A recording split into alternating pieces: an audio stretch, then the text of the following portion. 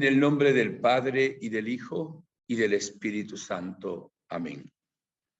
Ven, Espíritu Divino, manda tu luz desde el cielo. Padre amoroso del pobre, don en tus dones espléndido. Luz que penetra las almas, fuente del mayor consuelo. Ven, dulce huésped del alma, descanso de nuestro esfuerzo, tregua en el duro trabajo, brisa en las horas de fuego, gozo que enjuga las lágrimas y reconforta en los duelos. Entra hasta el fondo del alma, divina luz, y enriquécenos. Mira el vacío del hombre si tú le faltas por dentro. Mira el poder del pecado cuando no envías tu aliento. Riega la tierra en sequía, sana el corazón enfermo, lava las manchas, infunde calor de vida en el hielo, doma el espíritu indómito, guía al que tuerce el sendero, reparte tus 7 dones según la fe de tus siervos. Por tu bondad y tu gracia, dale al esfuerzo su mérito, salva al que busca salvarse y danos tu gozo eterno. Amén. Reina de la paz, esposa mística del Espíritu Santo, ruega por nosotros, en el nombre del Padre, del Hijo y del Espíritu Santo. Amén. Gracias, Gilberto. Gracias, mis hermanos y amigos que se han conectado, se están conectando, y aquellos que verán en diferido también esta conferencia, que la dedicamos al Espíritu Santo, bajo esa expresión no muy conocida para algunos de ustedes, el dedo del Padre. Pudiéramos también decir el dedo de Dios. Ya explicaremos lo que significa esa expresión. Mañana, Dios mediante, es el día de Pentecostés. Hoy es el día de la vigilia. Al concluir esta conferencia, yo me encuentro en este momento en Paraguay, pues tendremos una vigilia el sábado hasta la noche, y luego tenemos mañana toda un día de retiro desde las 8 de la mañana también hasta las 5 de la tarde, más o menos. Me permito recordarles que el día de Pentecostés, que significa los 50 días es la fiesta del Espíritu Santo. Más que fiesta, es la solemnidad del Espíritu Santo. Aunque los misterios de nuestra fe están todos unidos, la Navidad, ¿verdad?, el bautismo de Jesús, la transfiguración, la muerte, resurrección, la ascensión al cielo y Pentecostés. Pentecostés viene a ser, en la liturgia de la Iglesia, la segunda solemnidad de mayor importancia. La primera es Pascua de Resurrección y la segunda es Pentecostés.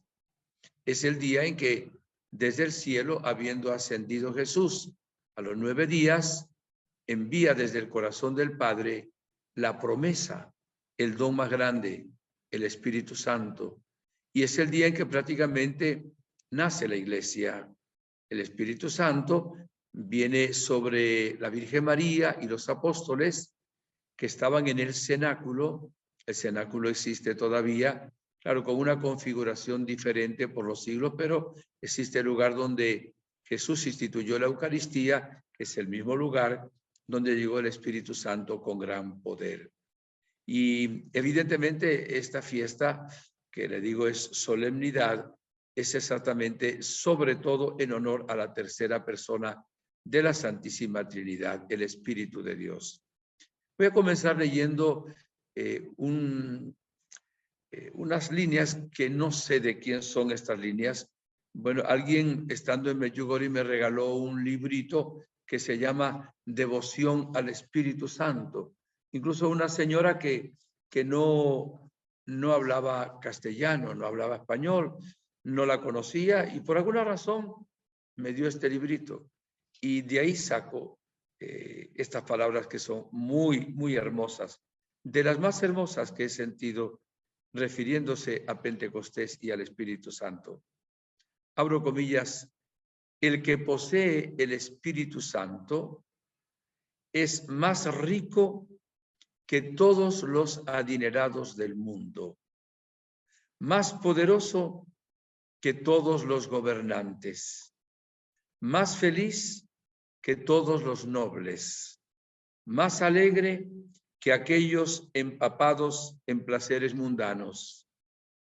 Es bendito en el cuerpo y en el alma, bendito en sus palabras y en sus hechos. Los ángeles le sirven con placer, los santos lo miran con alegría, y Dios mora con autocomplacencia en su corazón. Dentro de la Santísima Trinidad, recordemos que el Espíritu Santo es la tercera persona, el Padre, el Hijo y el Espíritu Santo. Pues bien, dentro de la Santísima Trinidad, el Espíritu Santo es el amor que el Padre tiene al Hijo y el Hijo tiene al Padre. Es un amor eterno y mutuo, hecho persona. El amor de nosotros los seres humanos es simplemente amor, pero no es una persona. Sin embargo, el amor dentro de la Trinidad es una persona. Esa persona es el Espíritu Santo. El Padre también es amor, el Hijo también es amor, pero el Espíritu Santo es el amor mutuo hecho persona. De ahí que se personifica realmente el amor. Dentro de la Trinidad, el Espíritu Santo es la unión, el vínculo de unión entre el Padre y el Hijo. El Padre y el Hijo son uno por el Espíritu Santo. Esto es muy importante. Y el Espíritu Santo dentro de la Trinidad es el poder infinito que tiene el Padre y el Hijo. Entonces, amor del Padre y del Hijo por mutuo, unión, vínculo de unión entre el Padre y el Hijo. Algunos llaman abrazo entre el Padre y el Hijo, beso entre el Padre y el Hijo. Bueno, en nuestro castellano es unión, vínculo de unión. Y es también el poder infinito de la Santísima Trinidad. En lo que se realiza fuera de la Trinidad, las tres divinas personas de una u otra manera intervienen. Un tiempo que se le aplicaba al Padre la creación, al Hijo la redención, al Espíritu Santo la santificación. Pero en la creación intervienen las tres divinas personas, el Padre, el Hijo y el Espíritu Santo. En la salvación, el único que muere en la cruz es el Hijo encarnado. Muere la parte humana de Jesús, como Dios, Él no puede morir, pero lo envió el Padre. Estaba haciendo la voluntad del Padre. Todo se ha cumplido. En tus manos encomiendo mi espíritu. Y evidentemente quien le dio la fuerza a Jesús en su humanidad para sufrir esa terrible pasión donde cargó con todos los pecados de la humanidad, todas las enfermedades, todos los males, fue el Espíritu Santo. Incluso quien resucita a Jesús, sí entran las tres divinas personas, es el Espíritu de Dios, dice la palabra.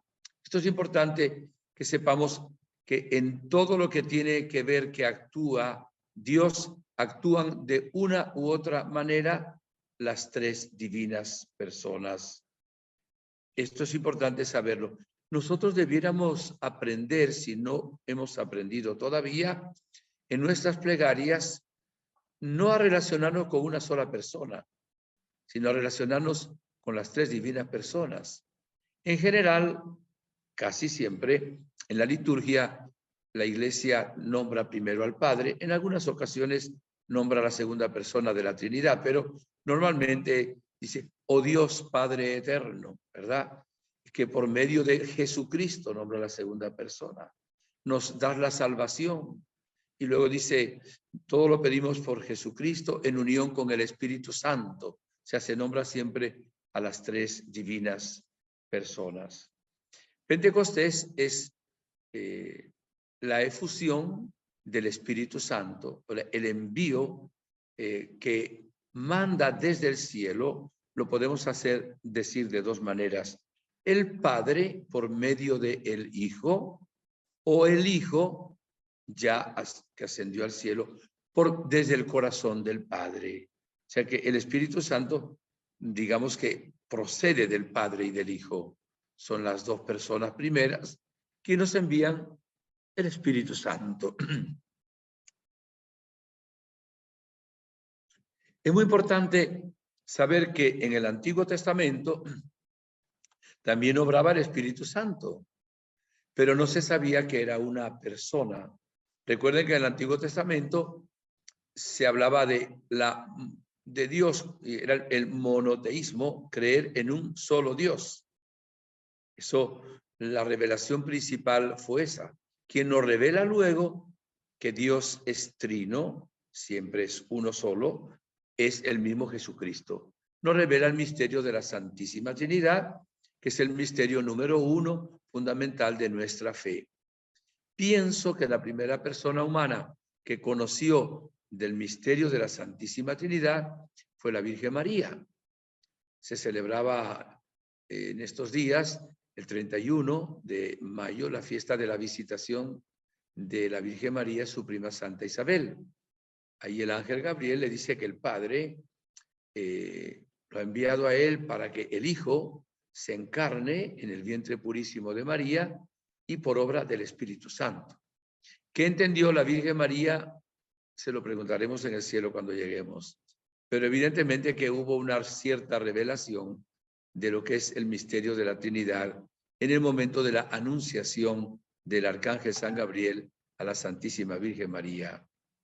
Podemos decir ahora que Jesús cumplió su misión en la tierra siempre movido, guiado, fortalecido en su humanidad por el Espíritu Santo. O sea, fue concebido por obra y gracia del Espíritu Santo. El Espíritu Santo luego lo iluminó para que fuera al desierto a ayunar 40 días y 40 noches. El Espíritu Santo lo movió a bajar a las aguas del río Jordán para ser bautizado. Allí en esa teofanía, el Espíritu Santo baja en forma de paloma. Y ahí el Espíritu Santo lo lleva a la sinagoga de Nazaret. Él abre el rollo del profeta Isaías y lee capítulo 4 de San Lucas. El Espíritu de Dios está sobre mí, me ha ungido para dar la buena noticia a los pobres, para liberar a los oprimidos, para librar de la cárcel a los que están privados de libertad y para proclamar un año de gracia. Y Jesús, en su humanidad, porque Jesús es Dios verdadero y hombre verdadero, es el segundo misterio de nuestra fe, pues era movido por el Espíritu Santo. Decían, ¿de dónde saca esta sabiduría? ¿Cómo habla con esa autoridad? Era el Espíritu de Dios que lo había ungido para hablar con esa sabiduría y con esa autoridad. Los milagros que hacía Jesús eran también movidos por el Espíritu Santo. De tal manera que no hizo nada Jesús en su vida sin que el Espíritu Santo lo guiara y lo moviera. Luego el Espíritu Santo, el que le ayuda con su fuerza a subir al madero de la cruz. Es el Espíritu Santo el que lo resucita. Y es con la fuerza del Espíritu Santo que Jesús asciende al cielo. ¿Por qué hemos hablado de el dedo del Padre? Ustedes saben que hablar del Espíritu Santo no es la primera vez que tocamos el tema. Nos es un poco difícil. De hecho, fue llamado en un momento dado el gran desconocido, el Espíritu Santo. Porque hablar del Padre es fácil, todos sabemos lo que es un Padre. Hablar de Jesús es fácil. Tenemos incluso pues los 4 evangelios que nos narran su vida. Pero hablar del Espíritu Santo es como más difícil. Entonces, la Iglesia con mucha sabiduría ha querido que nosotros hablemos de él a través de símbolos y a través de símbolos tomados de la Sagrada Escritura. En esos símbolos se hace ver por la acción del Espíritu Santo quién es el Espíritu Santo. Esos símbolos son varios, algunos son conocidos, otros no son tan conocidos. Por ejemplo, la paloma es símbolo del Espíritu Santo. ¿Por qué? Porque en el Antiguo Testamento, en el diluvio, cuando ya llevaban días de diluvio, Moisés saca una paloma, primero regresa sin nada, luego la segunda vez regresa con un ramo de olivo y era símbolo de que ya el diluvio había bajado y ya se podía pronto salir del arca. Pero luego, en día en que Jesús es bautizado, el Espíritu Santo baja en forma de paloma, porque la paloma es el símbolo de la paz, evidentemente. Esto es importante entender porque se coloca como una paloma. Evidentemente que el Espíritu Santo es una persona divina sin cuerpo, es el Espíritu, ¿verdad? Puro. Sin embargo, para simbolizar la paz, incluso las Naciones Unidas colocan hoy el símbolo de la paloma como símbolo también de la paz. Hay unos elementos muy importantes que en lo creado, por ejemplo, el agua. Sin agua no se puede vivir. Entonces, cuando decimos que el Espíritu Santo viene simbolizado en el agua, significa que sin él no podemos vivir. Llega a decir la primera carta a los Corintios, capítulo 12, versículo 3, sin ti, sin el Espíritu Santo, ni siquiera se puede decir Jesús es Señor. Y una de las secuencias al Espíritu Santo se dice, sin ti nada bueno hay en el hombre. Y Jesús dijo en una ocasión, capítulo 7 de San Juan, el que tenga sed que venga a mí beba, de su pecho brotarán ríos de agua viva. Se refería, dice San Juan, al Espíritu Santo, que todavía no había sido enviado. Acordémonos también que Jesús le ofreció un agua viva a la samaritana. Puede ser el agua de la fe, pero también puede referirse al Espíritu Santo. Pero por la importancia del agua, se compara el Espíritu Santo al agua. Y luego la palabra de Dios habla muchas veces del agua. Cuando un árbol tiene las raíces plantadas al borde de la acequia, pues las hojas están siempre verdes y da fruto. En fin, la Sagrada Escritura está llena de esto. Cuando incluso le abren el costado a Cristo con la lanza, brotó sangre y agua, dice Juan. Quizá no fuera agua pura, pero es lo que Juan vio. Hay un elemento más importante todavía que el agua, que es el oxígeno, el aire. Se llama, usando varios sinónimos, aire, oxígeno, este soplo. También cuando el Espíritu Santo llegó el día de Pentecostés, vino como un fuerte viento impetuoso. Y San Juan en el Evangelio, en el capítulo 3, dice que el Espíritu Santo es como el aire que está, pero no se sabe ni de dónde viene ni a dónde va, para indicar la libertad del Espíritu de Dios. Hoy hay un grupo que se llama Rúa. Rúa es una palabra hebrea que significa espíritu. Después en griego es neuma, de ahí se toma la palabra de neumático en español porque está lleno de aire. Y evidentemente que el Espíritu Santo pues no es aire. Pero una persona que no tenga aire en sus bronquios, sus pulmones, no tenga oxígeno, pues a los pocos minutos cae muerto, para indicar la importancia del Espíritu Santo, que sin él estamos muertos espiritualmente. Luego el Espíritu Santo bajó en forma de lenguas de fuego.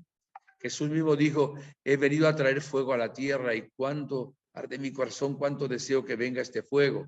Ese fuego es símbolo del Espíritu Santo, porque el fuego pues tiene un poder muy grande. Metemos acero o una barra de hierro en medio del fuego y lo ablanda como una gelatina, por decir una expresión. Y entonces, como bajó en forma de lenguas de fuego, tiene tanto poder purificador, el Espíritu Santo viene comparado también al fuego. El Espíritu Santo viene comparado también al vino, ¿verdad? Pues en contraposición con el agua. Incluso algunos piensan que las bodas de Caná de Galilea, cuando Jesús cambia el agua en vino, además de simbolizar la nueva economía de la salvación y toda la riqueza del Nuevo Testamento, hacía alguna referencia indirecta también al Espíritu Santo. El Espíritu Santo viene también comparado con el aceite, el óleo, porque en el Antiguo Testamento ungían con óleo de oliva, aceite de oliva, a los sacerdotes, profetas y reyes, como para capacitarlos para una misión. Ellos no sabían, repito, que el Espíritu Santo era Dios. Pensaban solo que era un atributo de la única persona que ellos creían, pues que era el Padre.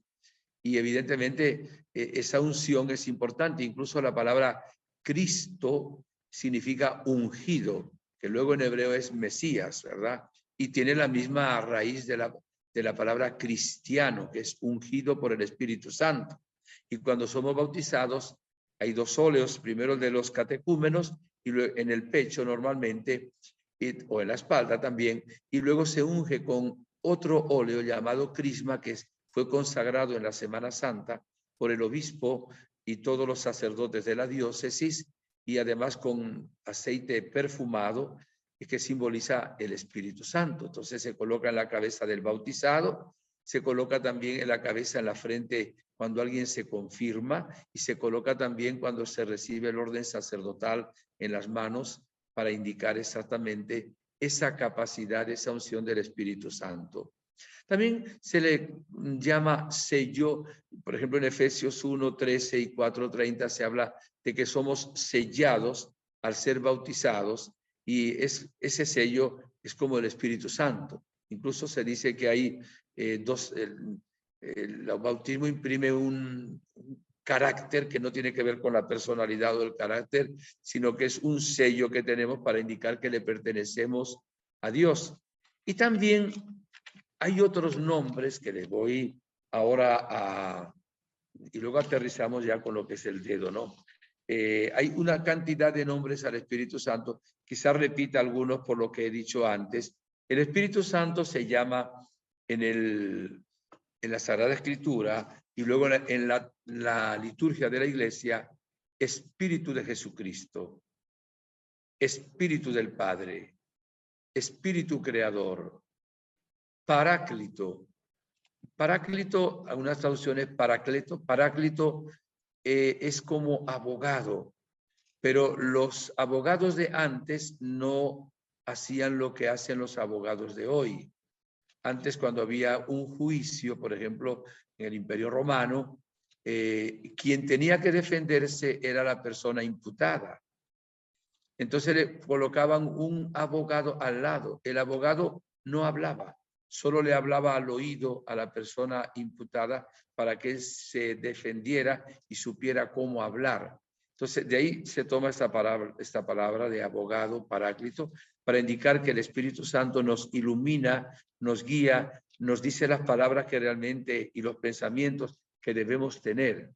Es también llamado el Espíritu Consolador, porque realmente es un consuelo, y está luego plasmada en esa oración que hicimos ahora, donde pedíamos el consuelo al Señor. Viene llamado Espíritu de la verdad, viene llamado virtud del Altísimo, viene llamado huésped del alma, viene llamado unción espiritual, viene llamado luz altísima, viene llamado Padre de los pobres. Son todos otros más, dador de dones, luz de los corazones, espíritu de adopción. Ya dijimos Espíritu de Jesucristo, Espíritu del Señor, Espíritu del Padre, Espíritu de la gloria. Todos esos nombres se aplican a Jesús. Y hay otro, que es el tema, de donde toqué el tema, en verdad, que es dedo de Dios o dedo del Padre. Vamos a explicar un poquito qué significa esta expresión. Miren, cuando Dios Padre no tiene manos, no tiene dedos, no tiene pies, no tiene cuerpo, es espíritu. El Hijo de Dios, antes de encarnarse, igual al Padre, pues tampoco tenía ni ojos, ni manos, ni pies, ni cuerpo. El Hijo de Dios, cuando se encarna, se hace hombre, empieza a tener pues el cuerpo y empieza a tener manos y empieza a tener pies, evidentemente. El Espíritu Santo, pues no tiene manos, es solo espíritu, no tiene pies, no tiene cuerpo. Ahora, ¿con qué obramos nosotros los seres humanos? O sea, por ejemplo, ¿con qué cocina una mujer? Pues con sus manos, ¿verdad? ¿Qué usa? Pues las manos y los dedos. ¿Qué usa un albañil? ¿Qué usa un carpintero? ¿Qué usa un pintor? Pues evidentemente las manos y los dedos. Por eso también se le puede llamar mano de Dios y también dedo de Dios. Eso se llama antropomorfismo. Uy, ¿cómo se come eso? Antropomorfismo. El antropomorfismo es cuando el profeta, un profeta, varios profetas, expresan su mensaje con terminología y lenguaje humano para referirse a actos de Dios. Entonces, utilizan, repito, el lenguaje humano que tiene el ser humano lo hacen referencia a Dios como para que podamos entender mejor. Después vamos a tomar algún texto bíblico sobre esto. Los profetas usan términos, ¿verdad? Y letras humanas, figuras humanas para representar acciones o atributos divinos.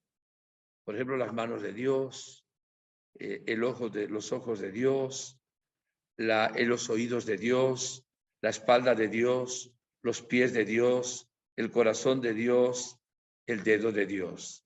Pero acordémonos, como dice Juan 4:24, que Dios es espíritu. Y vamos ahora a leer,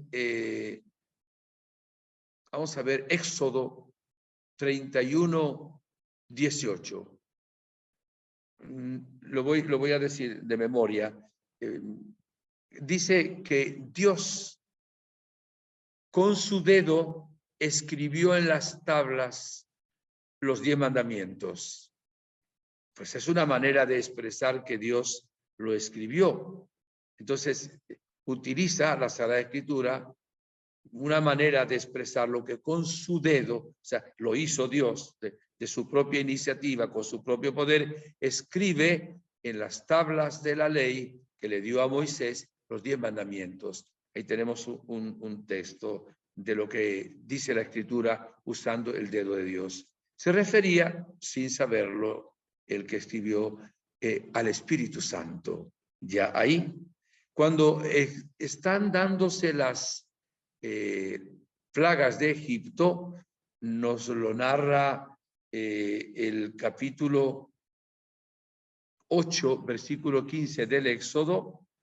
En la tercera plaga le dicen al faraón que lo que está ocurriendo de las plagas es el dedo de Dios de los judíos que está causando todo eso. Utilizan eso mismo hasta los brujos que trabajaban a favor del faraón, que por cierto no les hizo caso ahí. El Salmo 8, versículo 4, dice, qué grande es Dios, dice, al ver el cielo de Dios, hechura de tus dedos, ¿qué es el hombre para que te fijes en él? Está como diciendo como que la creación las hace Dios con sus dedos, con sus manos. En verdad fue en Jesús, que no existía como Jesús, sino como Hijo de Dios sin haberse encarnado, y por la fuerza del Espíritu Santo. Por eso ya el segundo versículo del Génesis, del primer capítulo, dice que el Espíritu de Dios se cernía sobre las aguas. Y luego la iglesia, cuando bendice la pila bautismal, dice para que ya desde entonces concibieran el poder de santificar. Pero luego hay en el Nuevo Testamento, en el capítulo 11 de San Lucas, esto sí lo voy a leer directamente de la Biblia, desde el 14, versículo 14 al 20, nos habla del dedo de Dios. Busco aquí enseguida en la Biblia, Lucas 11, 14, 20. Dice así. Estaba expulsando un demonio, Jesús, ¿verdad? Estaba expulsando un demonio que era mudo.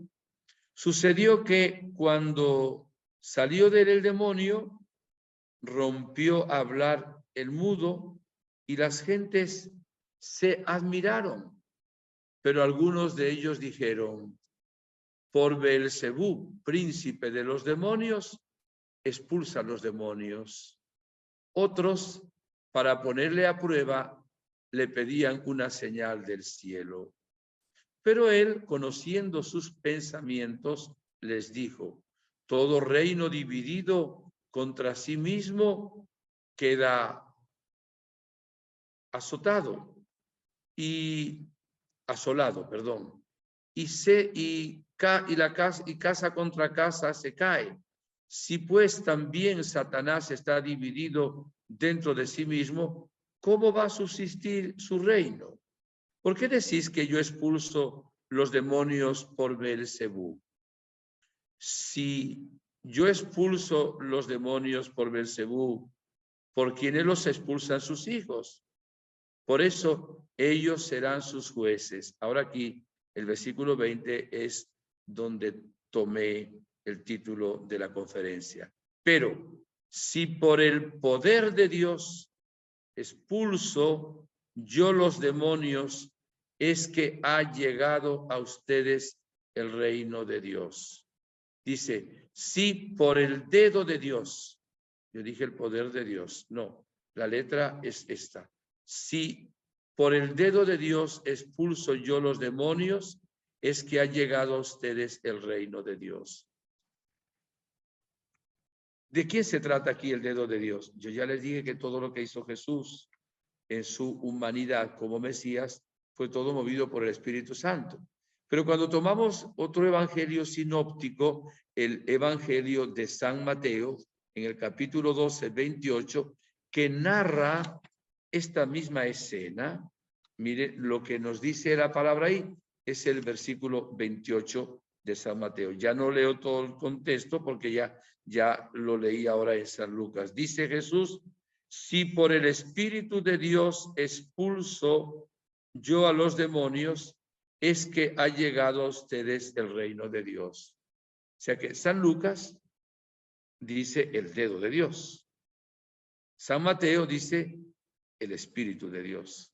Entonces ya está claro lo que significa que el dedo de Dios, el dedo del Padre, se refiere al poder y al Espíritu Santo.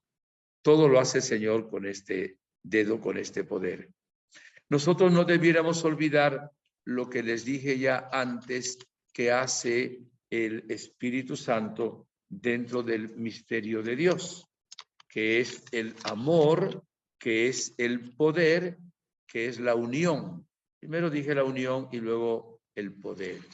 Como es el amor, Dios nos creó a su imagen y semejanza. Nosotros debemos vivir realmente en el amor.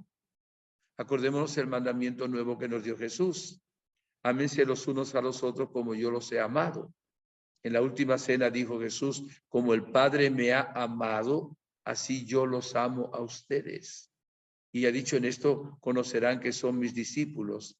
Entonces el Espíritu Santo en la Trinidad, que es el amor personificado, que quiere vivir en nosotros, quiere que también cada uno de nosotros no solo nos dejemos amar por Dios y lo amemos sobre todas las cosas, que por cierto lo amamos con el mismo amor que Él nos da, porque el amor no se compra, no se vende, no se adquiere, es un don del Señor, sino que tengo que amarme también a mí mismo y tengo que amar a mi prójimo, con todo lo que significa ese amor. Y en esto conocerán, dijo Jesús, que son mis discípulos.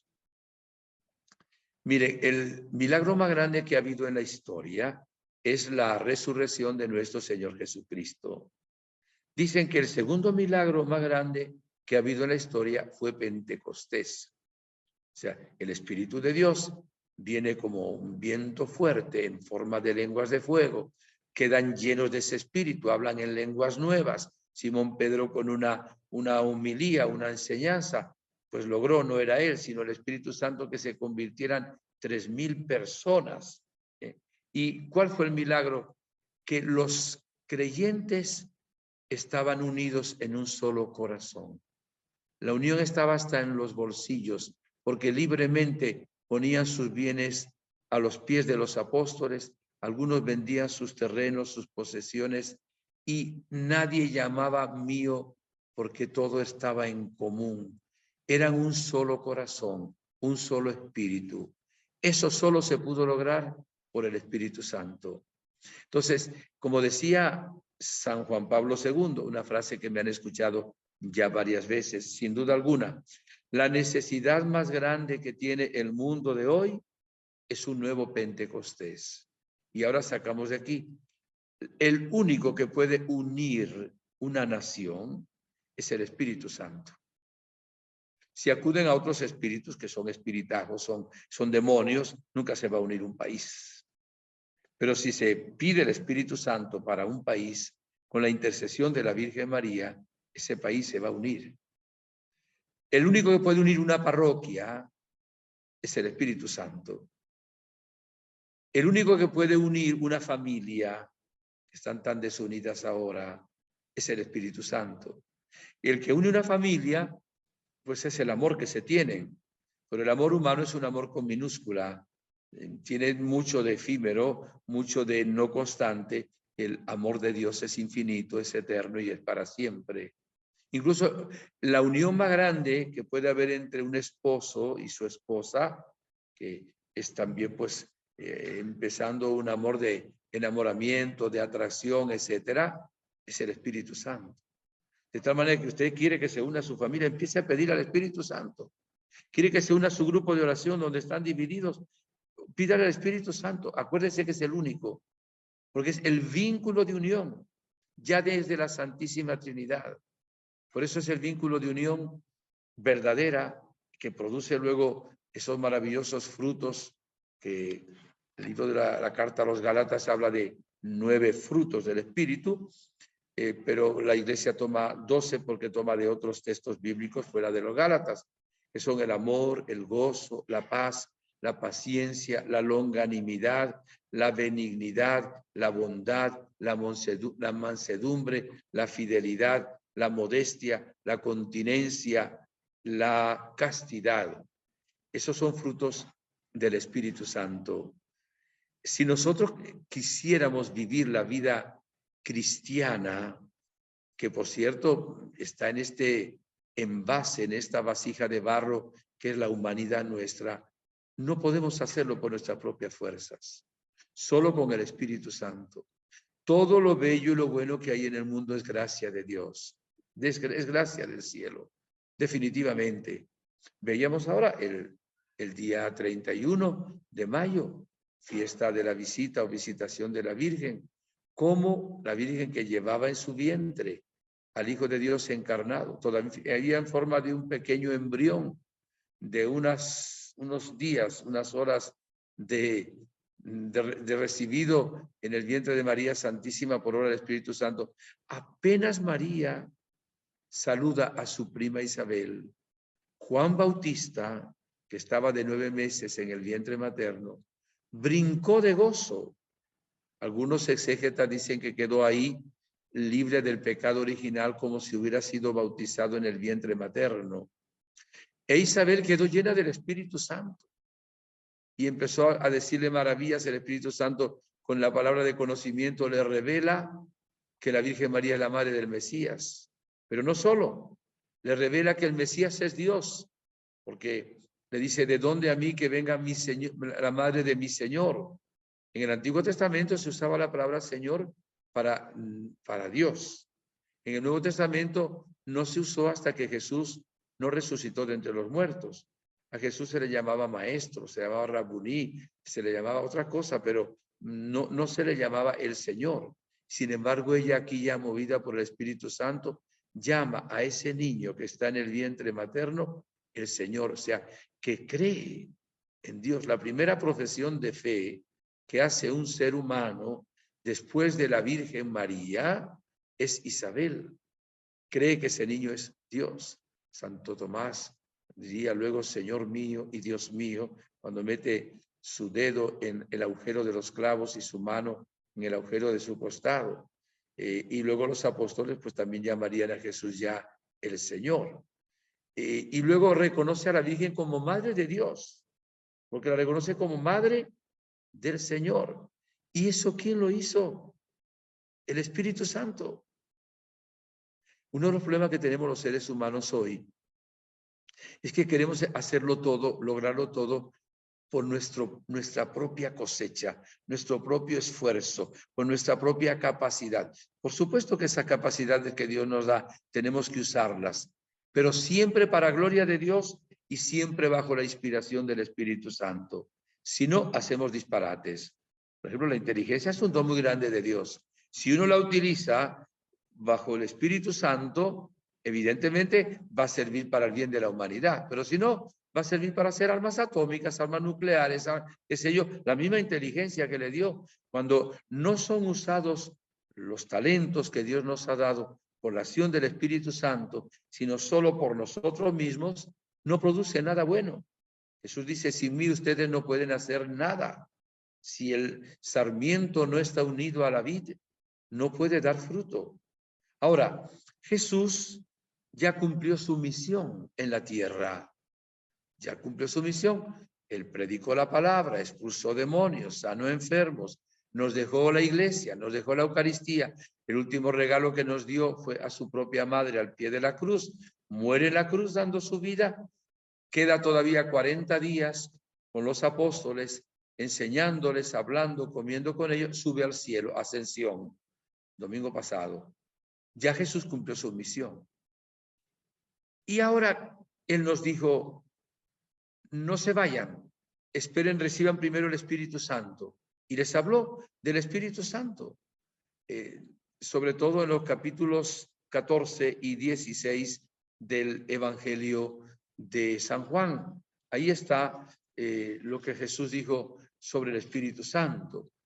Ahí dice Jesús que, voy a leerles sin leer la Biblia para que simplemente por lo resumido, le dice el Espíritu, Juan 14, 17, mora en ustedes. 14, 16, estará siempre con ustedes. Por eso somos templo del Espíritu Santo. Mora en nosotros. Por cierto, no mora solo Él. Habita también el Padre y también Jesucristo. Ya Jesús dijo que si amábamos al Padre, cumplíamos sus mandamientos, el Padre y Él vendrían y harían morada en nosotros. Dice el libro del Apocalipsis que Jesús toca la puerta de cada corazón, que si abremos, entrará y cenará con nosotros. Pero nosotros de Dios Padre somos hijos adoptivos.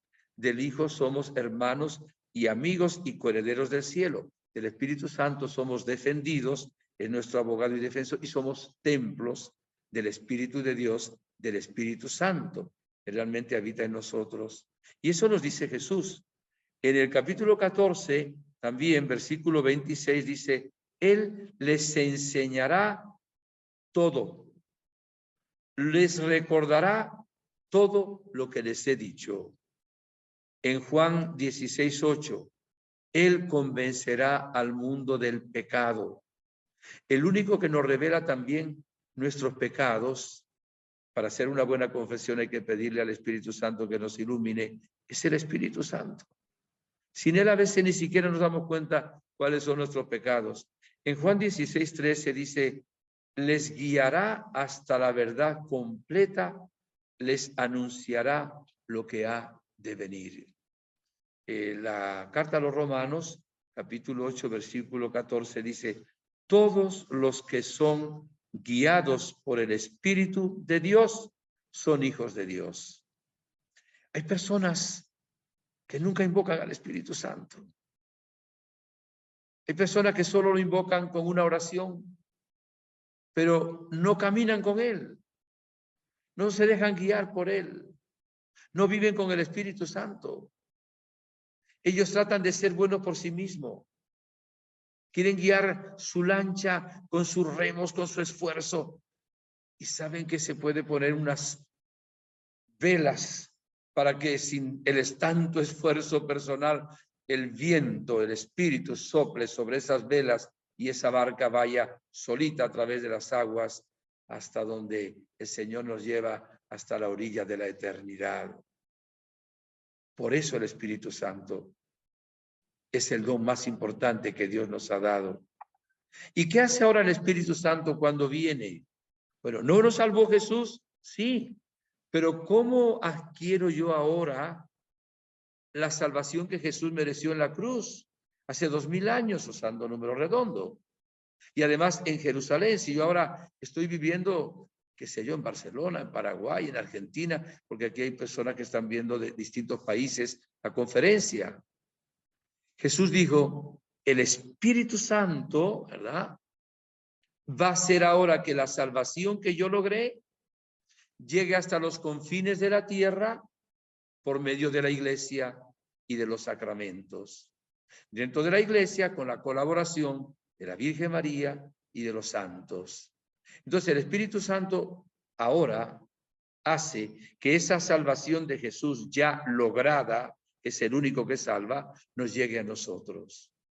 ¿Y qué hace el Espíritu Santo siendo más concreto con esta salvación? Primero, borra los pecados que podamos tener. Cuando uno es niño, borra el pecado original. Si una persona se bautiza de adulto, le borra todos los pecados. Se bautiza uno una sola vez, evidentemente. Segundo, nos comunica la vida de la gracia, que es el don pues más grande después de Dios Padre, Hijo, Espíritu Santo. Es la misma vida que vive Dios Padre, Dios Hijo y Dios Espíritu Santo. Nos comunica la gracia divina. Acordémonos, Salmo 62, versículo 4, tu gracia vale más que la vida. Eso hace el Espíritu Santo. Ahí nos infunde las virtudes teologales y las virtudes cardinales. Las virtudes teologales que son la fe, la esperanza y la caridad. Y las virtudes cardinales que son la justicia, la prudencia, la fortaleza y la templanza. Las virtudes nos las infunde para que podamos ser lo más perfectamente posible como seres humanos. Pero nos da los 7 dones santificantes necesarios para ser buenos cristianos. Las virtudes nos hacen buenos seres humanos. Los dones santificantes nos hacen buenos cristianos. Sin ellos no podemos ser buenos cristianos ni entrar en el cielo. Muy poco se predica sobre esto. Lo pide el obispo en el momento de la confirmación. Hoy los muchachos no valoran en la confirmación. Les da no sé qué porque se ríen algunos compañeros, porque ya tienen 16 años, 14 y van a confirmarse. Es que es el Espíritu Santo que viene a darnos sabiduría, entendimiento, ciencia, piedad, fortaleza, consejo, temor de Dios. Viene el Espíritu Santo. No es el momento, por cuestión de tiempo, lo hemos explicado en alguna otra ocasión, para poder detenernos en cada uno de estos 7 dones santificantes. Nos da los frutos que ya se los nombré. Los 3 primeros deberán aprenderlos: el amor, el gozo o alegría, sinónimo, y la paz. El Espíritu Santo nos da los frutos que realmente son señal de santidad. Además, nos adorna a la iglesia con los carismas, que son capacidades, herramientas para edificar la iglesia. Los dones santificantes son para mi beneficio propio o para el beneficio propio del que lo recibe. Los carismas no son para beneficio propio, son para edificar la iglesia, el reino de Dios. Uno no es santo porque tenga muchos carismas, es santo porque tiene los frutos. Pero los carismas, si se realizan con amor, se realizan con humildad, pues también los santifican a uno. Y el Espíritu Santo, cuando viene, incluso nos ayuda a vivir la florinata del Evangelio, que son las bienaventuranzas. Voy a leerles un comentario sobre un fruto del Espíritu Santo, porque no tenemos pues el tiempo. Daré una conferencia sobre, si Dios quiere, mañana. Bueno, mañana no, porque mañana es domingo. Cuando ustedes escuchen esta conferencia, porque está grabada el jueves, o sea, mañana, en cuanto que la estoy grabando el miércoles, tengo una conferencia con el Florida Center for Peace, como todos los jueves, y voy a hablarles sobre los frutos del Espíritu Santo, Dios mediante. Pero quiero hablarles a ustedes también del fruto de la longanimidad, porque nunca lo han escuchado, o casi nunca. ¿Qué es la longanimidad? Pues la longanimidad es lo siguiente. Según el doctor Angélico, es la virtud sobrenatural que nos hace esperar con ecuanimidad, es decir, sin quejas ni amargura, y todo el tiempo que a Dios le plazca, la realización en nosotros de los designios de misericordia y de santidad para nuestras almas. El alma iluminada por el Espíritu Santo no duda en absoluto de esos designios de misericordia para con ella. ¿Cuánta gente ora? Y en estos días me decía una señora, padre, tengo unos hijos con problemas, ya llevo orando unos años, y pues digo, le falta la longanimidad para tener la certeza de que cuando llegue el tiempo de Dios, le va a ser conseguido lo que está aquí. Aquí dice es una virtud, pero más que virtud es don, ¿verdad? Pero es fruto, es fuerza sobrenatural. Por eso no es solo una virtud humana. Nos hace esperar siendo ecuánimos, ¿verdad? Teniendo la serenidad, teniendo la paz, teniendo la certeza de que los designios de Dios se van a cumplir en nuestra vida. Un resumen muy pequeño de lo que es la ecuanimidad, para que podamos pedírsela también al Señor, seamos ecuánimos porque somos muy impacientes ante las cosas de Dios. A veces dice, Dios no me escucha, Dios no me quiere, yo le pido a Dios, Él no me consigue lo que yo digo. Olvidamos de que Dios tiene su tiempo, su momento y su hora. Pero si tenemos la ecuanimidad, pues tenemos la certeza y la paz y esa tranquilidad de que lo que le estamos pidiendo a Dios nos lo concede y que sus designios de misericordia también se van a cumplir para nosotros. No dejemos de orar siempre al Espíritu Santo, de un modo especial, esta noche en vigilia y mañana día de Pentecostés. Pero a partir de ahora, cada día, tomen una oración del Espíritu Santo.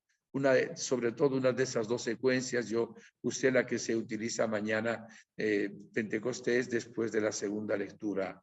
Hacerla con fe, con confianza, cambia la vida de una persona. Muchas gracias por su atención. Les quiero mucho. Les prometo orar también por ustedes para que reciban el Espíritu Santo o para que se renueve de nuevo la gracia del bautismo, de la confirmación, aunque siempre se pueda recibir una efusión del Espíritu de Dios, del Espíritu Santo. Les bendigo en el nombre de las tres divinas personas. Que la bendición de Dios Todopoderoso, Padre, Hijo, Espíritu Santo, descienda sobre ustedes, sobre sus familias y les acompañe siempre. Muchas gracias por su atención. Hasta el próximo sábado, Dios mediante. Muchas gracias, Padre. Y solo quedó una duda. ¿Si fue usted que ha hablado o si fue el Espíritu Santo? Porque espero que haya sido el Espíritu Santo a través de mí. Claro que sí. Muchas gracias, Padre. Y fueron tantos enseñamientos que vale la pena ver más de una vez esta videoconferencia. Que deseo, Padre Inocencio, desde la Fundación Medjugorje, la Asociación Amor de Dios, que usted siga siendo un instrumento de santificación para todos nosotros, edificando la iglesia, ¿no? Como dices mismo aquí, ¿no? Que sea un carisma para edificar la iglesia y no, repasar todo lo que has dicho sería casi repetir, ¿no? Sí, claro. Pero sí quiero decir dos cositas breves de que dijo la Virgen en Medjugorje, muy cortas. Dice, 2 de mayo del 83, déjense guiar por el Espíritu Santo. Y 4 de julio de 1983, lo único esencial es dejarse guiar en profundidad por el Espíritu Santo. Por usar dos palabras pues de la Virgen de la Gospa, la Reina de la Paz en Medjugorje. Sí. Y gracias y perdona que te interrumpí tu comentario. No. Pues muchas gracias a ti, de verdad, y a todos que están escuchando, que todos podamos en el día de Pentecostés recibir una efusión del Espíritu Santo en nuestras vidas y que dejar que Él nos santifique a todos. Pues, Padre, gracias y la última palabra es suya, no mía. No, hagamos viral la conferencia para que sea conocido y amado el Espíritu de Dios. Así Muchas sea. gracias. Dios les bendiga a todos de nuevo. Buenas Listo. noches. Chao. Buenas noches.